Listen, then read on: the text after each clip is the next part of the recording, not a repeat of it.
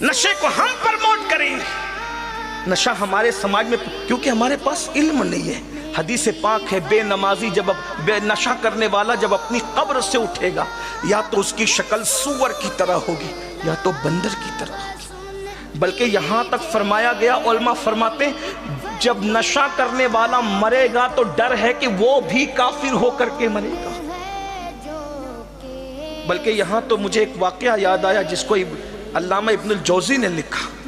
حضرت مالک الدینار کہتے ہیں کہ میرا ایک دوست تھا، مرتے وقت وہ کافر ہو گیا، اور وہ محدث تھا، بڑا محدث تھا، عالم تھا، خطیب تھا، کافر ہو گیا. مجھے احساس تھا کہ یہ کافر عالم علم والا محدث کافر کیسے ہوا. تو میں اللہ سے دعا کرتا تھا، اللہ مجھے دکھا کہ وہ کافر کیوں ہوا اور کافر ہو کے وہ کیوں مرا.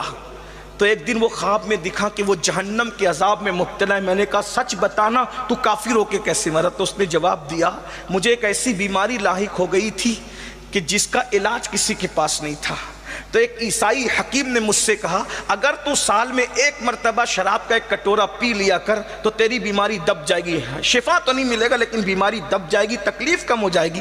تو تکلیف کی کمی کے لیے میں سال میں ایک مرتبہ چھپ کر ایک کٹورا شراب پی لیتا تھا. یہ ایک کٹورا شراب سال بھر میں ایک مرتبہ بطور دوا پینے کی نحوست ہے کہ جب میں مرا تو کافر ہو کے مرا. جو بطور دوا شراب کا ایک کٹورا بطور دوا پی رہا ہے سال میں ایک مرتبہ، تو اتنا بڑا محدث کافر ہو کے مر رہا ہے. جو روز شراب پیتے ہیں، جو روز MD کا نشہ لیتے ہیں، جو روز طرح طرح کے نشے میں مبتلا ہوتے ہیں، ان کا انجام کیا. اور یہ نشے کی لعنت ہے، بیوی کو مار رہے ہیں، طلاق کی شرح بڑھتی جا رہی ہے، شوہر بیوی کا حق ادا نہیں کر رہا ہے. جو لوگ نشے میں نہیں ہیں وہ بھی نشے میں ہیں، اس لیے کہ شراب کا نشہ بہرحال نقصان دہ، دولت کا نشہ بھی نقصان دہ ہے، جوانی کا نشہ بھی نقصان دہ ہے، گناہوں کا نشہ. کوئی نشے کی اسلام اجازت نہیں دیتا. کسی کو گھمنڈ کا نشہ ہے،